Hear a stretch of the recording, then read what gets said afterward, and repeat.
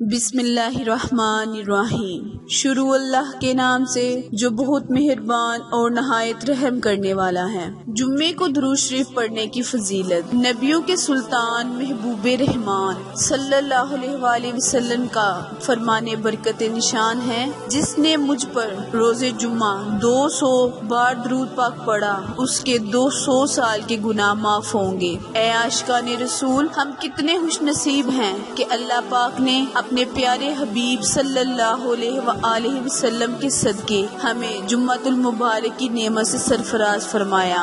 अफसोस हम ना कदरे जुम्मे के दिन को आम दिनों के मुताबिक गफलत में गुजार देते हैं। हालांकि जुम्मा यौम ईद है। जुम्मा सब दिनों का सरदार है। जुम्मे के रोज जहन्नम की आग नहीं सलगाई जाती। जुम्मे की रात दोज़ख के दरवाजे नहीं खुलते। जुम्मे को बरोज़े क़यामत दुल्हन की तरह उठाया जाएगा। जुम्मे के रोज मरने वाला खुशनसीब मुसलमान शहीद का रुतबा पाता है और अज़ाबे कब्र से महफूज हो जाता है। आज मैं आपके लिए जुम्मे के रोज के मुतल्लिक ही आपके लिए एक वजीफा लेके आई हूँ, जिसके करने से इंशाअल्लाह आपकी हर किस्म की तंगी दूर हो जाएगी। हदीस शरीफ में है कि अल्लाह पाक जुम्मे के रोज किसी मुसलमान को नहीं छोड़ता मगर इसकी बख्शिश की जाती है। जुम्मे का दिन तमाम दिनों का सरदार है और सबसे अफजल है। हदीस शरीफ में है अल्लाह ताला के नजदीक तमाम दिनों से अफजल